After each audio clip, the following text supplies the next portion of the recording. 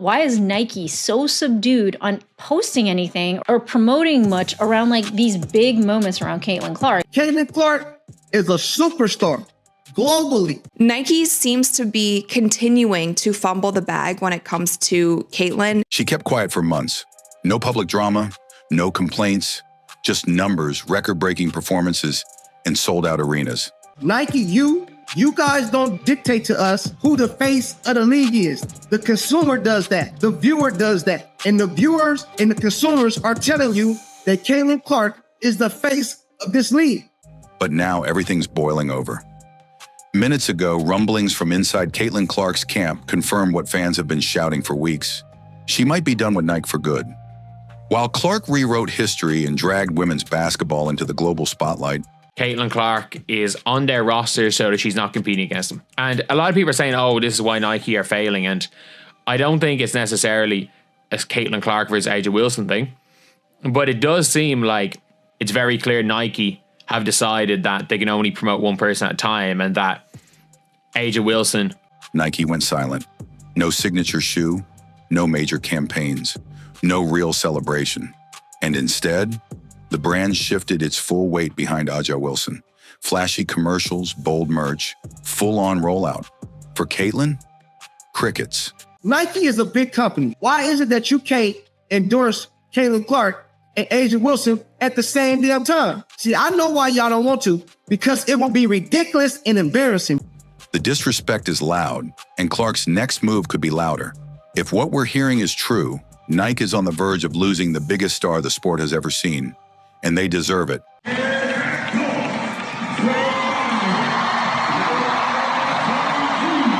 my role model. I really look up to her. Why do you like Caitlin? And she's so good at basketball.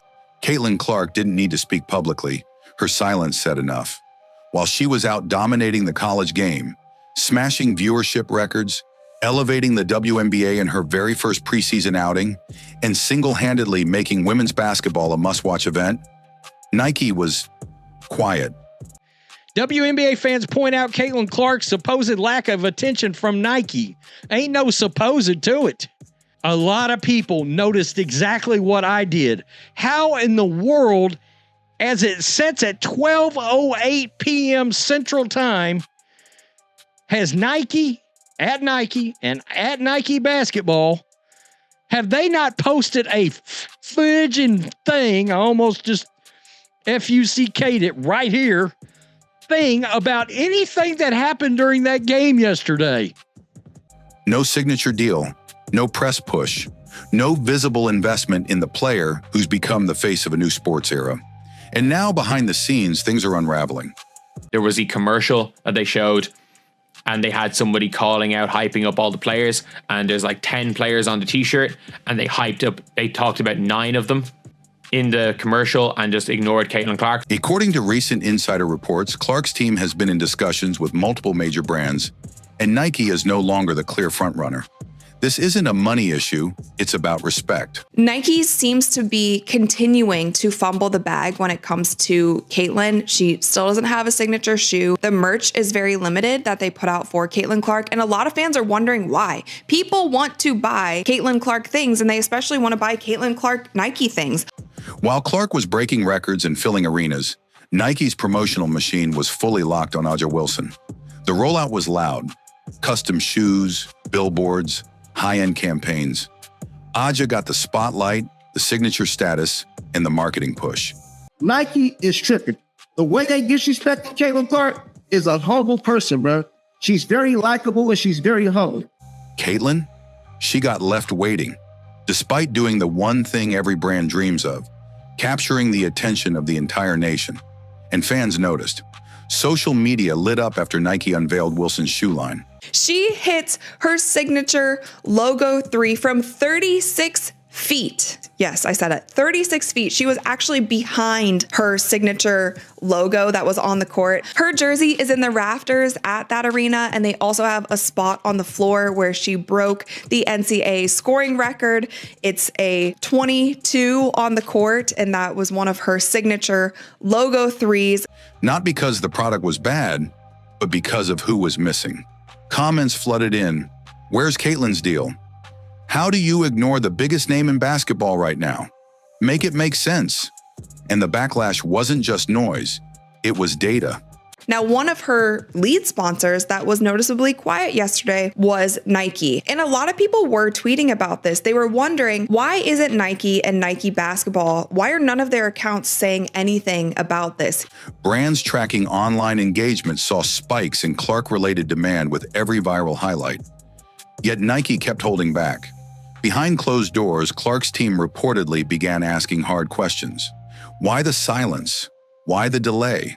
Caitlin Clark is just different from everyone else. It's crazy how one player can implement a change so massive, and that is Caitlin Clark. The Indiana Fever are where they are because of Caitlin Clark. The WNBA is where it is because of Caitlin Clark. The Iowa situation is what it is because of Caitlin Clark. Why is the most talked about rookie in WNBA history being treated like a second-tier asset? The answers never came, and now we're seeing the fallout. Whispers from industry insiders suggest Clark's camp is exploring other opportunities. Is it so hard to just put out a social media post promoting your star player? Globally, one of the faces of not only women's basketball, but of basketball as a whole. With brands like Adidas and Under Armour showing serious interest. The kind of interest that comes with full-scale commitments, signature shoes, brand control, creative freedom, everything Nike held back. And for Nike to be trying to push her and put Caitlin Clark to the side is disrespectful, bruh. Caitlin Clark is a superstar globally. Asia Wilson is a star. She's a star in the league, but she's not a superstar. A superstar is known globally. What's even more frustrating is that this moment could have been historic. Caitlin Clark could have become Nike's biggest women's basketball launch since Serena. Instead, she's potentially walking away, quietly but powerfully. Asia Wilson should get all her credit, bruh. She should get her just due. Championship in high school, I believe. Championships in college. Championship in the pros. Defensive player of the year. Rookie of the year. MVPs. That woman should get all her credit. Because when a brand misses the moment, the athlete becomes the moment without them. The most shocking part of this entire situation isn't just that Nike fumbled, it's who they chose to prioritize instead. Aja Wilson is undeniably one of the WNBA's top talents, a two-time MVP and a fierce competitor. There's a Wilson on top. Can't take her spot. That commercial right there, straight fire. That commercial right there, that's an Asia Wilson commercial. Y'all trying to pander to the black community. But her recent brand elevation, glossy campaigns, bold public praise, and full-scale Nike promotion feels like more than just celebration. It feels like a shift, a deliberate pivot away from Caitlin Clark, despite Clark being the hottest name in all of sports right now. This is where everything went wrong. Nike and Steph had a meeting to discuss the deal, and in the meeting, one of the representatives of Nike kept calling Steph Stephon. It doesn't stop there. They were presenting him a PowerPoint presentation, and they left Kevin Durant's name on the PowerPoint and didn't even change it. They gave him the same one as KD. After that, Steph immediately declined and went with Under Armour. Last year, he signed a 10-year, $1 billion contract with his own brand called Curry Brand underneath Under Armour. Do have to say, though, a Nike Steph Curry basketball shoe probably would have went crazy. And fans are asking, why? The timing couldn't be worse for Nike. Caitlin's debut WNBA game brought in more viewers than LeBron's NBA preseason opener. The Fever Brazil game was quite a spectacle. Caitlin Clark launching her 36-foot bomb from her logo. So ESPN posted this today. LeBron and Clark. The Brazil Fever game came in at 1.3 million. Her college tournament run broke ratings records. Her jersey is flying off shelves faster than supply can keep up. Actually sold out within the hour when it was announced, and people were lining up for over 3 hours before the game just to get into this arena. So to say that this game was highly anticipated and was hyped up would be an understatement. In their jerseys after the game, they were taking photos with her and the rest of the Indiana Fever, making TikToks on the floor, shooting from her signature logo spot. She has the numbers, the audience, the influence, and yet she's watching from the sidelines while Nike invests millions into someone else's campaign. Sources say this wasn't a decision made lightly on Clark's end. Her team was reportedly patient, waiting, watching, hoping Nike would rise to the occasion. But weeks turned into months, and all they saw was silence. Not a commercial, not a launch, not a word. This is the cue more than 2 hours before the game. Not even, if not, probably 4 figures amount of people are waiting outside already 2 hours before for everything to open up. There were $50. 14,998 people in attendance for this game, and the average reported ticket price was $650. Now, if you do the math here and you do 15,000 people times $650, that is almost $9.75 million just for a WNBA preseason game. Then came the final straw, Nike's flashy unveiling of Aja Wilson's signature line. Right when Clark's media presence was at an all-time high, that was the moment the switch flipped. I was Caitlin Clark, I would call my agent and I would have them get in touch with some lawyers, and I will be trying to get out of that Nike deal as fast as I can because they've been disrespectful. Caitlin's value isn't hypothetical. It's measurable.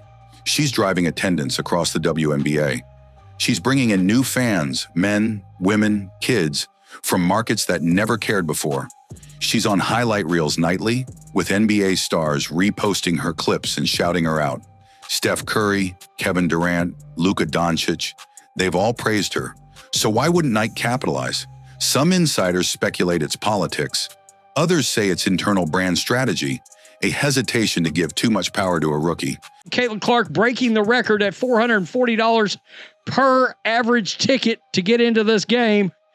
That record was rebroken and increased to $670 per ticket. Couldn't help myself. Haters read it and weep. But that's the old playbook, and Caitlin's rewriting all of it. She's not just another athlete in the queue, she is the queue, the one bringing attention, engagement, and profit. This is just a really high quality team, I think. And I look forward to seeing the rest, as it looks like they just scored their 100th point of the game against Brazil. I do not believe the Chicago Sky did as well against Brazil as Indiana is right now. It was an unbelievable game to watch on television. It looked great. The crowd was into it. It was fired up. Social media was fired up during the game. If Nike's gamble was that Clark would wait around, they underestimated her completely. Because what's happening now isn't just a negotiation, it's a shift in control. Clark doesn't need Nike, she is the brand. And whoever signs her next won't just get a player, they'll get a movement.